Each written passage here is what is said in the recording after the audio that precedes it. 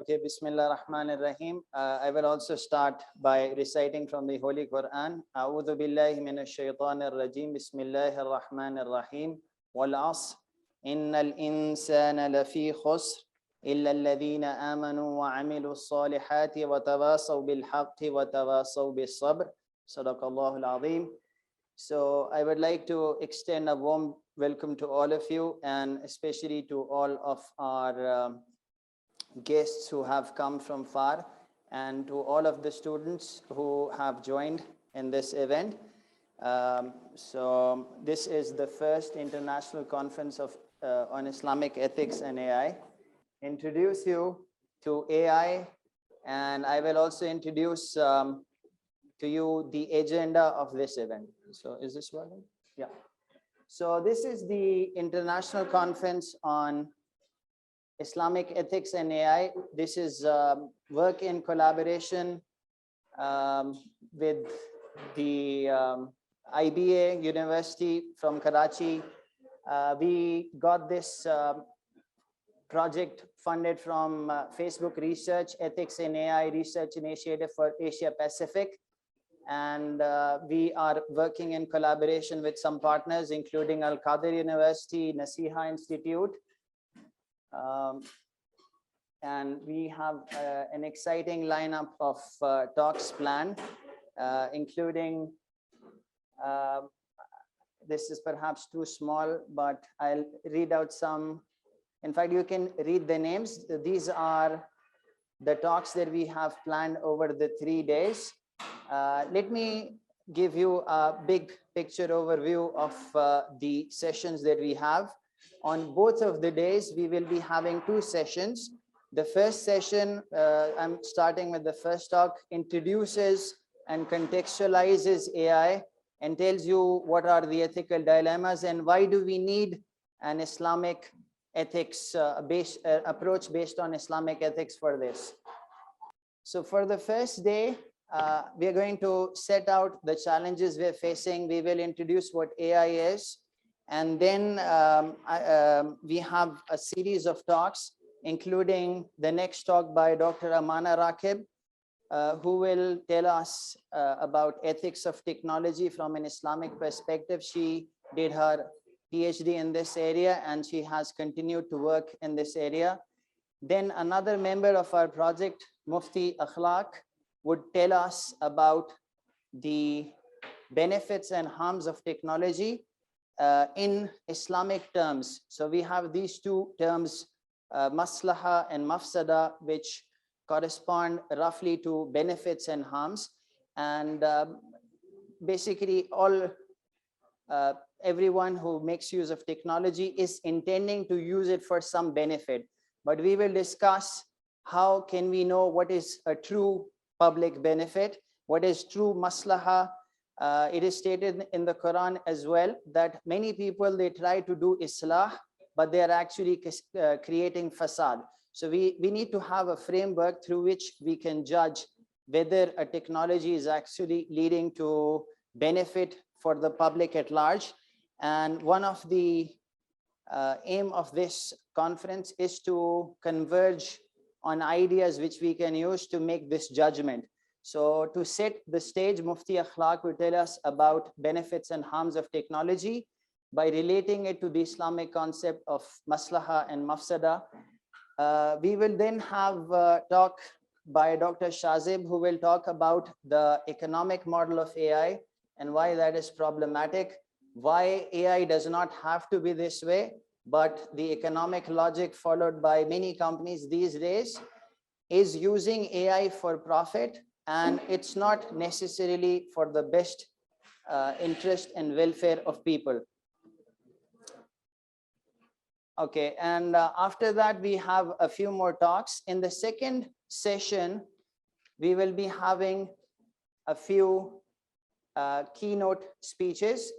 In the first speech, we would have Mufti Abdul Khalik, who would talk about an Islamic framework which is proposed by Shah Waliullah for understanding the philosophy of Islamic legislation and the underlying wisdom that undergirds the Islamic law.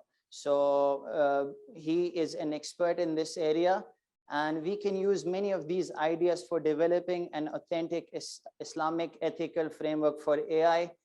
Then Dr. Asim Padela, who has come from US and who is an expert in bioethics and Islamic ethics, he would tell us how we can use lessons from the existing research on Islamic bioethics to kickstart this new area of research. And Dr. Jasir Oda, who is an Islamic scholar who is an expert in Maqasid al-Sharia, he will describe how many of the existing Islamic approaches, they miss the big picture, and it's very important to keep the Maqasid of Sharia in view as we deliberate and think about Islamic solutions. And for the second day, we will have a session that looks at AI through the lens of Maqasid and Maslaha. And we will have some more sessions, including one lesson which looks at the use of AI in the context of smart cities. And just because we have a technology does not mean we should use it. And we have to be very careful about how we are going to use the technology, because at the end of the day, unregulated AI would lead to harms, and already some of these harms are being manifested. I will inshallah talk a little about this. So it's very important that we are careful about what kind of society we are looking for, what is our normative model, and we use technology in a discerning way to help us reach our goals. For the fourth session, we are going to talk about how we can make use of Islamic ethics to charter a human beneficial future for AI, because Islamic ethics can provide something that is missing from the current ongoing ethical discourse. And already there's a lot of attention being paid here, but there are certain limitations. I will talk about them in my talk. So now I will be talking about 3 points. The first thing is just to introduce what is AI. I will not dwell too much on this because most of you already use AI and you have some understanding of what it is. Just to set up the context for some people who might not know the definition of this. Even though there is a lot of disagreement and there are multiple definitions of AI, but just to get things started, we will settle on one definition offered by a textbook and take things forward from there. And then in the later part of my presentation, I will motivate why the current ethical AI approaches, they are deficient, what are their limitations, and how and why do we actually need an Islamic ethics approach for AI. So this is the textbook definition of AI. This is a famous textbook on AI, which says that intelligent agent or an AI program is a system that perceives its environment and takes action which maximizes its chance of success. So for an AI to work, there needs to be some objective. There needs to be some end goal, and you try to optimize for that. So an entity that can optimize for certain end goal is called intelligent in this way. And using AI, typically we are making use of algorithms to choose a way of solving a problem that gets us closer to our desired state. AI is currently mostly implemented by making use of machine learning, which makes use of lots of data. It is based on extracting patterns from data and extrapolating it to make predictions about the future. And then companies can benefit from this companies can customize their technologies so that it fulfills the desires of the users. So while at a superficial level, this looks a very attractive proposition, but we will talk about how in an Islamic framework, not all desires should be fulfilled. It's not a goal of an Islamic society that all desires are fulfilled. In fact, we need to think about what are the higher purposes that we are seeking in terms of the social outcomes, and we should then use technology to achieve those goals. But this is a definition of AI. And even though people have been working on intelligent machines for a long time, including the classical Islamic scholars, they were making use of clever mechanical devices to create something that appeared intelligent. But what has really changed in the last few years is the fact that now we have lots of data available. Every time you make use of your mobile phone, every time you go to a website, even when you go about doing your stuff in the real world, your data is being recorded. Now, once you have all of that, we now have a power to make predictions about what you will do in the future. Now, this data can be used by entities such as corporations, companies, to predict what you like and what you would like or what you will do in the future. And based on that, they can give you customized services, and they can preemptively anticipate the needs of people, and they can try to satisfy it. In terms of data analytics, these are 4 classes of analytics. The first 2 types are fairly fundamental and simple. They make use of maths and statistics to describe things as they unfold in the society. For instance, if I have data about someone and I see that this person has been using the internet in this way, I can infer something about that person. But then there are places where this intersects with concerns that are associated with religion. For instance, what actions people are going to do. Is it going to impact the intention of people? Are people now doing things out of their free will? Because if that thing is impeded, this concern about the taklif or moral responsibility, then this is impacted. If, for instance, you say that I did not really want to do it, the recommendation engine made me do it, then it's not really an excuse. And also, the people who are behind these recommendation engines, they are creating this, they must bear some responsibility. It should not only be for increasing profits, there should be some higher concern. And people are now worried about this because they have seen how the unregulated use of AI is resulting in many social pathologies. I will talk about that very soon. So this predictive analytics is the use of data to make predictions about people. And through that, you can, a company can make prediction that you bought such and such book, and you are likely to also like this book, and then the company can make that recommendation to you.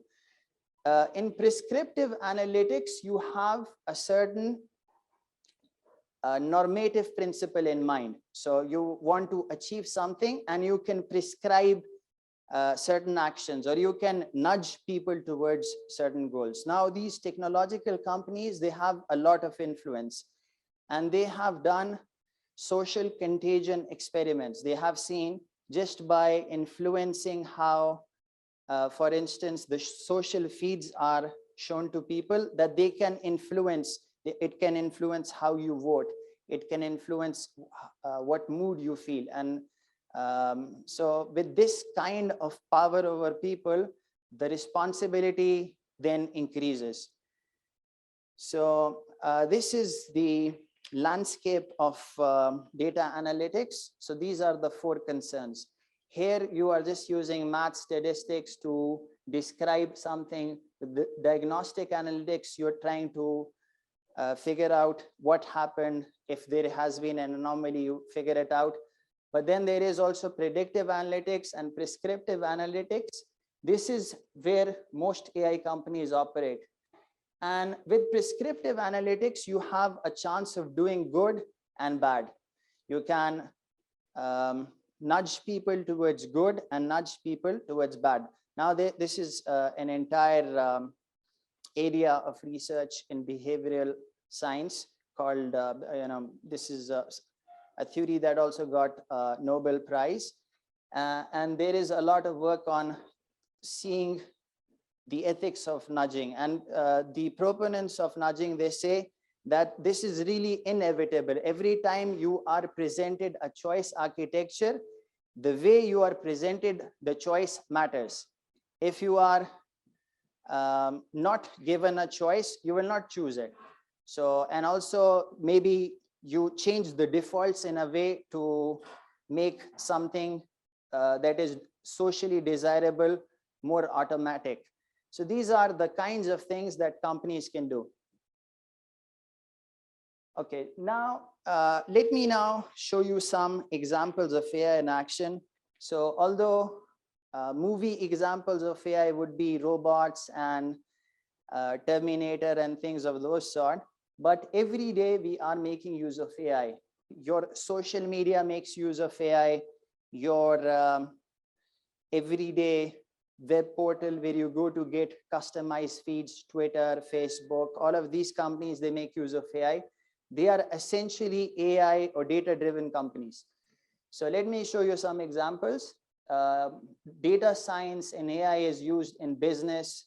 People are shaping how you shop by presenting you the things that they want you to buy, by presenting those things where your where you would see them when you first enter the shop. The same kind of work is now done at scale using technology online.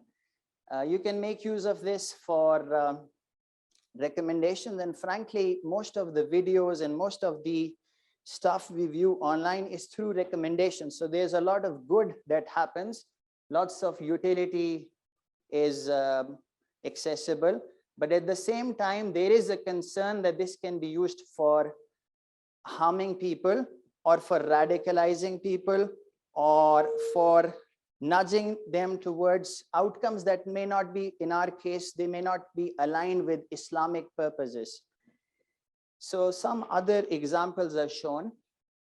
This is an example, a useful example of how you can make use of Google Translate to for instance, aid you in your translation job, or if you want to read an Islamic book, an Arabic book, or a foreign book, you can make use of Google Translate to assist you in the process.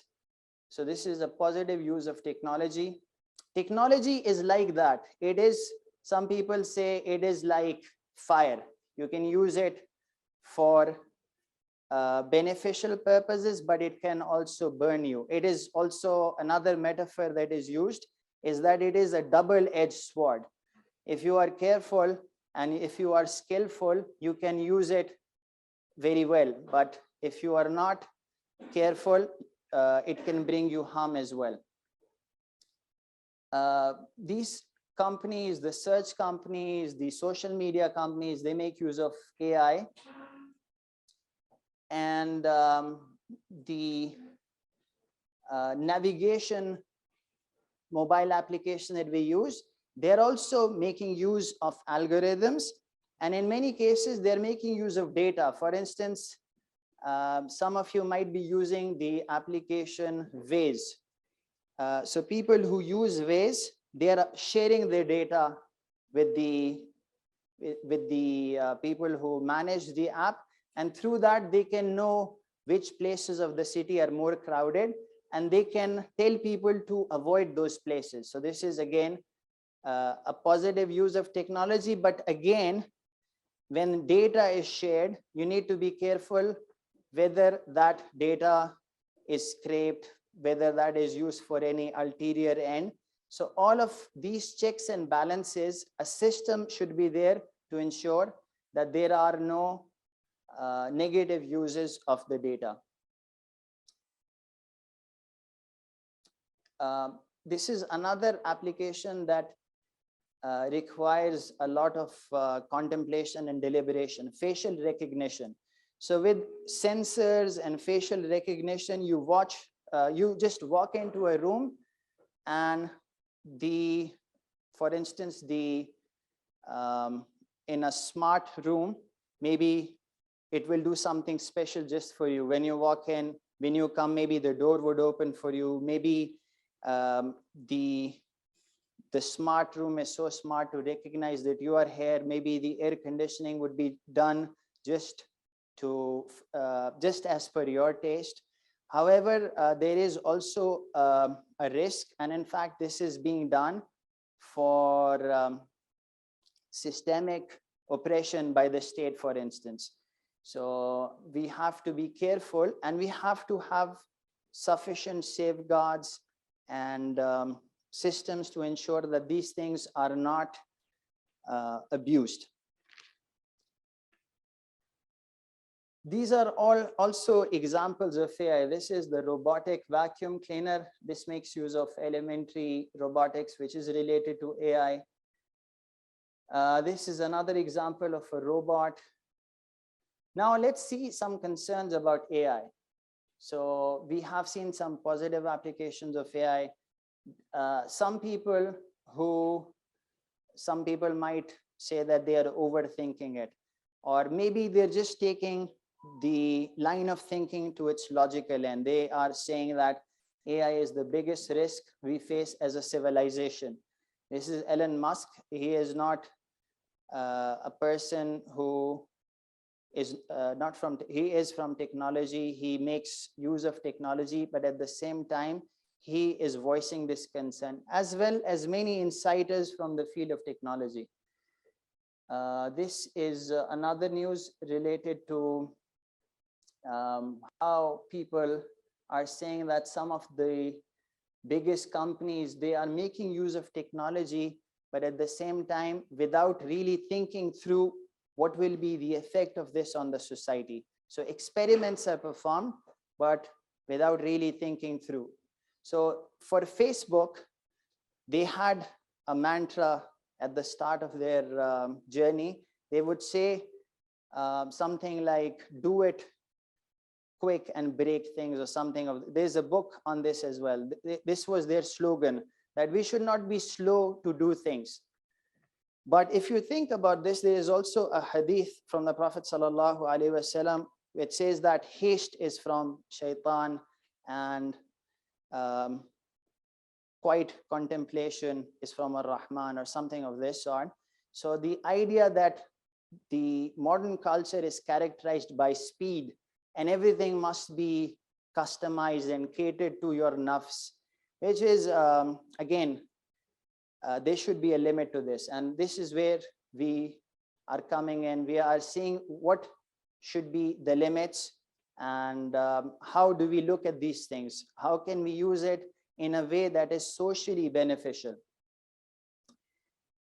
So these are some other news, including this news that Facebook is building a new alternative virtual reality world, and people will live alternate lives, metaverse, and this is open to discussion, and what would be the consequence of this. Already people are making use of games, and with that, we know that in Islamic culture, for instance, chess is not light. Some would say even it is haram. Some would say it is, I mean, maybe they differ in the in the amount it is disliked, but the idea there is that it distracts you from the worship of Allah. It distracts you from the bigger concerns of life. And we are seeing now that people are addicted to their games, and if we have this metaverse, we have to see if it is going to be good for our society or not.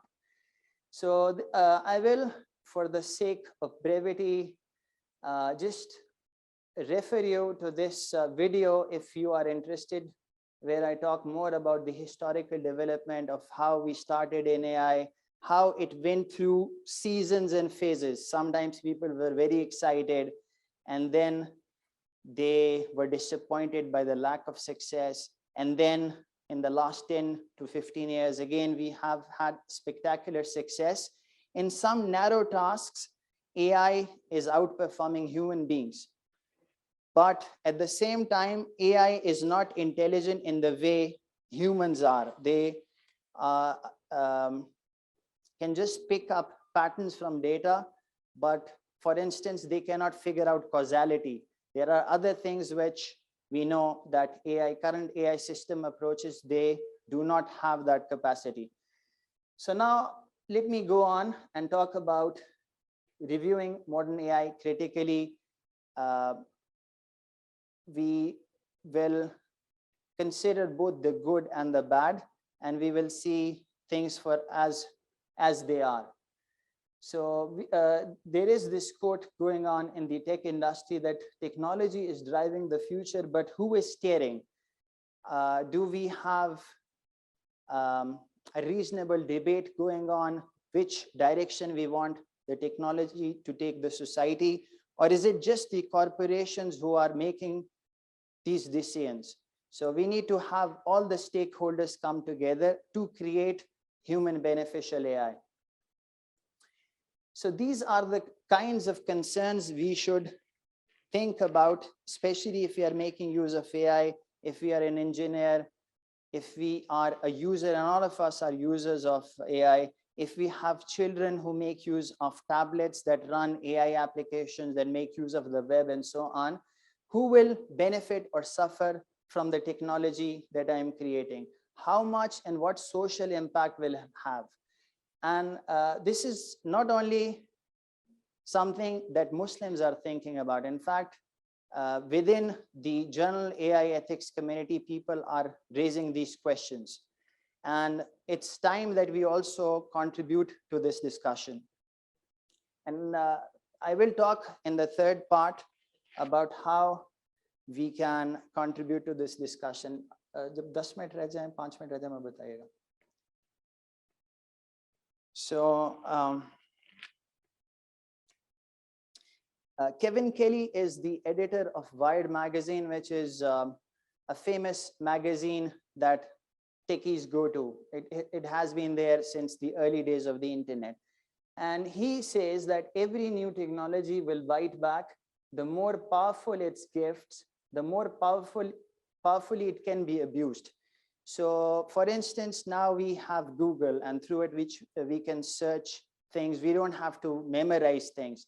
But as a consequence of this, we lose our ability to remember things. And in fact, there is a book by Nicholas Carr and articles on this, which asks this question: is Google making us stupid? Because overall, it may be that people earlier on, where they had more limited resources, they were making use of their mind and they were building their cognitive abilities maybe more than what we are able to do now. We have lots of information, but maybe we are not able to process it in so much depth. But the general idea is that with every technology, it gives you certain gifts, but it can also bite you. And this is an organization that has come up with a ledger of harms. This was also the same organization. They helped create the documentary, The Social Dilemma, and they have created this list. So if you see, the internet was, the promise of the internet was that it would create connections between people. You have so many ways of connecting, but at the same time, we have less empathy, we have more confusion, we have misinterpretation. Real conversations are being replaced by superficial messages online. So is technology leading to more empathy, more connection? It's debatable. There was this thought that now that the internet is an open community, everyone can create a blog, they can put their thoughts online, and this would break the shackles of the big companies. But now we have big companies on the internet as well. We have big blogs on the internet as well. So it's just the same thing is being repeated. So many of the same concerns, they are rising up in new shape. And this is a big concern for us as well when we think of Islamic ethics. What is it doing to our next generation? What is it doing to their cognitive abilities? What is it doing to their moral state of affairs? What is it doing to their character? There is research that tells us that people, they become more antisocial the more time they spend on the internet. So again, that's a point of concern. So there is this Greek mythology, this story about King Midas, which the story goes that the King Midas, he could ask anything and it would be fulfilled. And he asked that everything I touch should be turned into gold. And that wish was granted. But at the same time, he discovered that he failed to specify certain common sense things. For instance, he would not like his food to turn into gold. He would not like his family to turn into gold. Machine learning is like that. If you specify to machine learning, I want to do this, and if you do not specify that I also want justice, I want that there should be no oppression, I want this, all your human values, then machine learning would not automatically give that to you. So this is known as the value alignment problem. And in this book, Human Compatible AI and the Problem of Control, the author gives the example that suppose that we have a very powerful AI that has ingested all of the knowledge in the world, and it is given a singular task. It is asked to solve the problem of cancer as soon as possible. So this problem seems reasonable. But if you task the AI with this, and if you do not tell it anything else, the straightforward way is to create lots of interventions and try it out on people, even though many people would die in this way. But if you want to solve this problem of cancer as soon as possible, you would have to try out your interventions. It might not be ethical to try out a solution which is not likely to succeed, but the AI would not think like that, because it only has this objective. And this is why the field of bioethics is much ahead of us. They already have standards in which they have outlawed certain things, that you should not try things on people in which there is a greater likelihood that it will lead to harm. So this is known as the value alignment problem, and people are working on this. But we in the Islamic community, we have our own values, and in many cases we are maybe in terms even globally, we are a religious community which is still holding to its beliefs and its traditional values, even though other communities might be changing. So for us, we have to create our own work here. What are our values, and how should we align technology with this? So there are purely technical issues. For instance, engineers who work in this area, they should look at, can I trust the prediction of an ML model? Is there any bias there? Is the ML model protecting our privacy? Is the ML model interpretable? So the idea here is that you give all your data to your ML model and the ML model says yes or no, or it basically gives you an answer, but the ML model is not telling you the rationale of the decision. So that might not be satisfactory in many fields where we are directly impacting a human being. For instance, you go to a bank, you ask for a loan, and the bank says our algorithm has decided you do not deserve it. Or you go to a hospital and the admin tells you that we cannot give you a bed because our algorithm has decided this.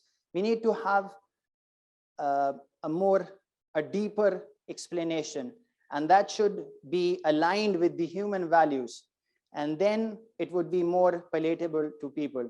So these are the kinds of things we need with AI.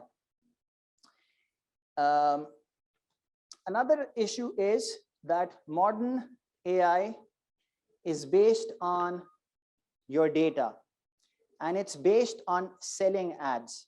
Essentially, every time you are shown a certain product, even if it's a recommendation, it's a product. And people are competing for that. They are competing for your attention. Now your attention is the most important resource, and your attention, which should have focused on connecting with Allah subhanahu wa ta'ala, it's now being traded in the market. Like in the Quran, it says in one place that after you have done your work, connect with your Lord. And so, وَإِلَىٰ رَبِّكَ فَارْغَب, something of this sort, like you, after you are done, connect with your Lord. But now we do not have that control of our attention, and our attention, like I've mentioned, is something that is a commodity that is being traded, and the AI is making the decision on this. And even people in the industry, they are saying that this is what the best minds of this generation is doing. They are focusing on how to sell ads. And we need to think more deeply and about what higher purpose we are trying to solve with our technology. Another concern is the problem of surveillance. The modern capitalistic system is based on surveillance, and this logic forces these companies to make many decisions, which is not in the best interest of people. So I will now try to just highlight certain issues with bias. Can you please tell me how much time is remaining? 10 minutes. So this is machine learning showing example of racial bias. Like I've mentioned, a machine learning model, if you tell it to increase the accuracy of prediction, it will do just that. It might label all Black people as gorillas because you might not have sufficient examples in your data set. And in a bid to just eke out all of the signal from the data set, it will just do what is best for that data set. So now, if you want your data set to be representative of the overall population, you need to do more work. So if this is a concern that you have to do extra work. Machine learning will not automatically give you, it will not solve this problem. You need to do something extra. You can try to solve it using some extra steps, but existing ML models have shown this problem. For instance, this is an African-American researcher who discovered that in front of a facial recognition software, if she goes in her natural skin, the model does not pick her out as a person. But if she uses a white mask, the model picks out as a person. And this was because the ML model was trained on a data set which had the majority of the audience as white people. And because of that, you now have systemic racism Your ML is not consciously displaying this, but because of the way the models have been created. So the point I'm trying to make here is that modern ML models, despite the trust we repose in them, they are not perfect. And we should not think they are perfect. For instance, this is a Harvard professor. Her name is Latanya Schwene. From her name itself, people who live in America, they can figure out she is an African American. And when her name is searched on Google, she did the search herself. She saw that the ads are to check that if she has been arrested or not. And if she checked for other people, other names, like the white sounding names, these ads were not shown. So this is because you have this reinforcing loop. If the society is actually looking at a certain subclass of people with concern, or they have this notion that maybe these people are, they have certain stereotypes, then your model would only reinforce those stereotypes. You have the problem of gender bias. For instance, in your data set, if you have to translate this, wo ek engineer hai, wo ek nurse hai, chances are that if you pick out text from the internet, wo would most probably be translated as a he when it is near engineer, and wo would be mostly translated and used as a she if it's near a nurse. And if you use Google Translate with this, it will give you this. And there have been papers which have showed the limits of extrapolation from previous data. And this is an example of religious bias. This is a modern machine learning model in which if you click on this, if you search this, you would find that every time, this is a generative model.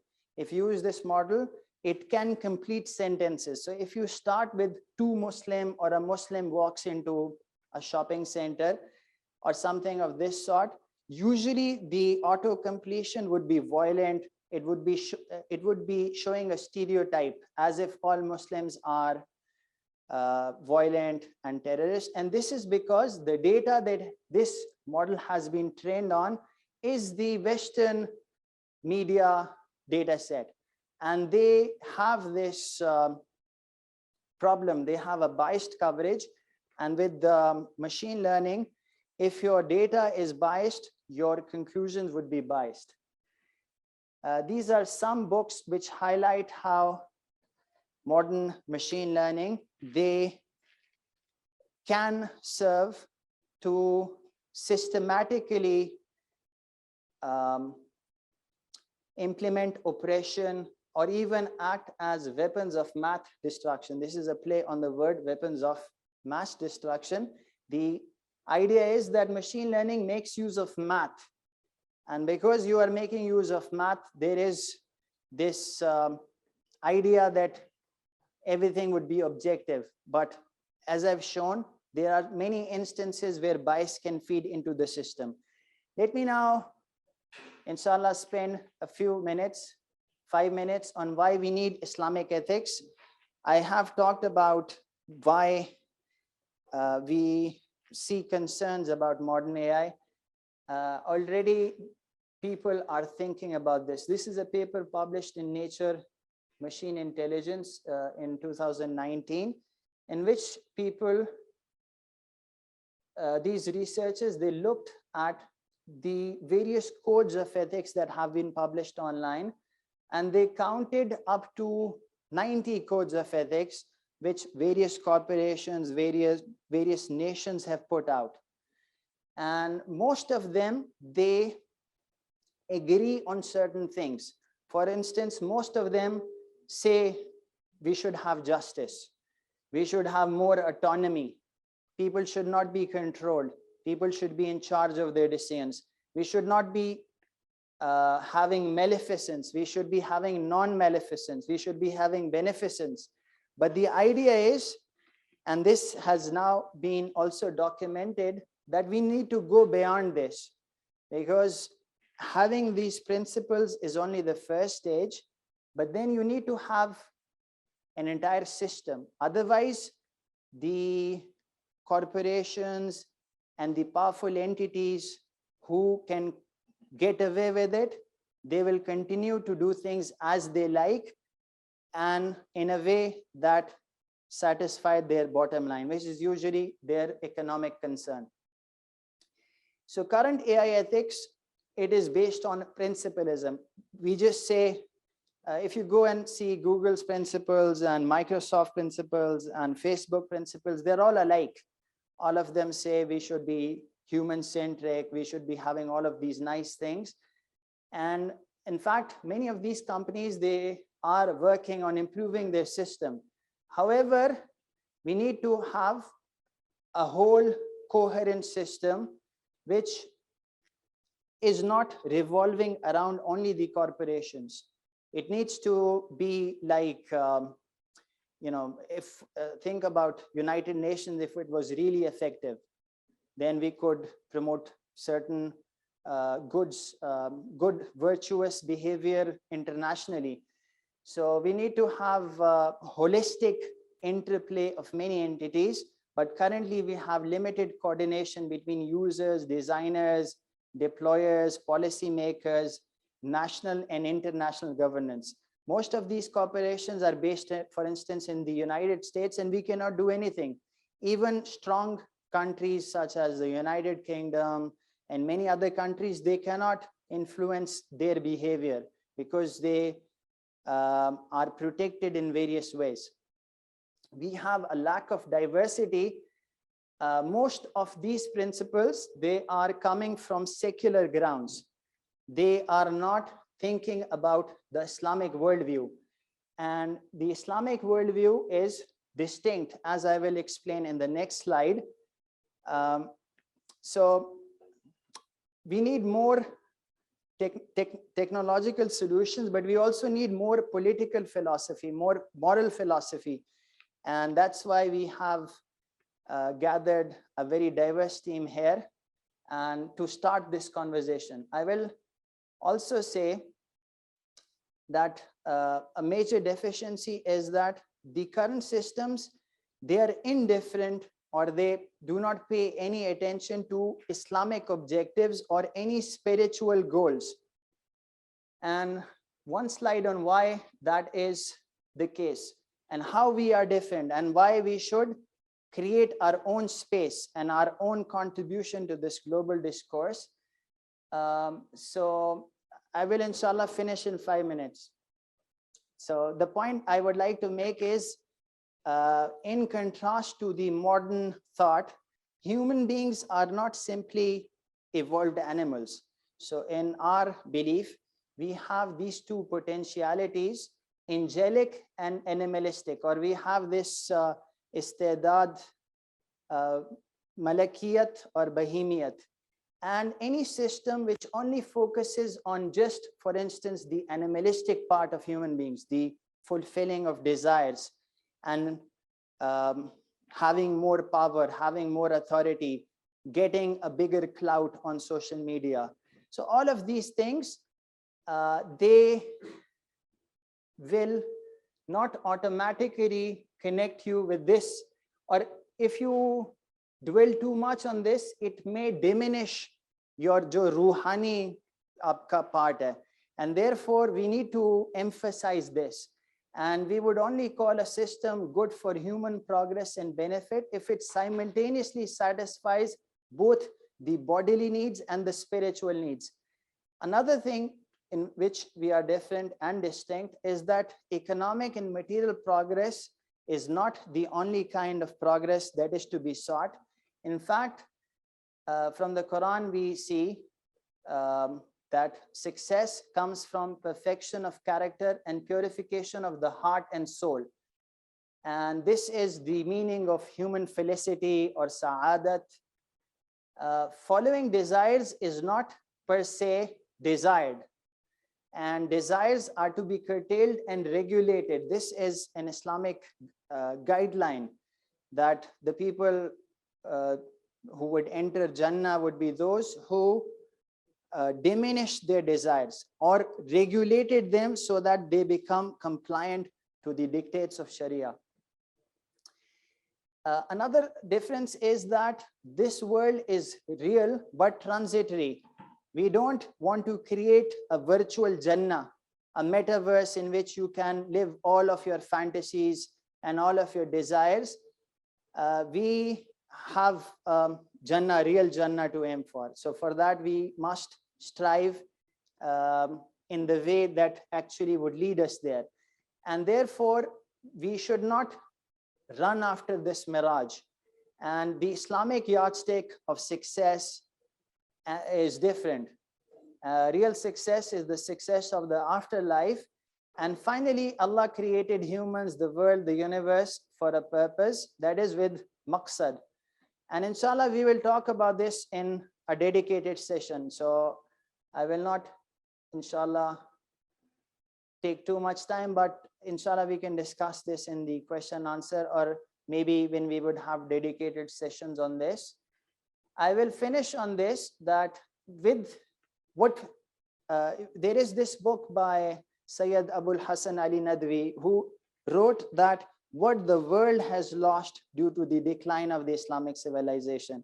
He says that, and you can read the book. It is an amazing book, which all of us should read. And the idea is that with the loss or the decline of the Islamic civilization, it is not just we who are losing, it is humanity that is losing. So we must contribute. We need to develop a system that proposes ideas and judges things on the basis of how beneficial they are for the human collective, not only for individuals, individual persons, individual countries, individual corporations.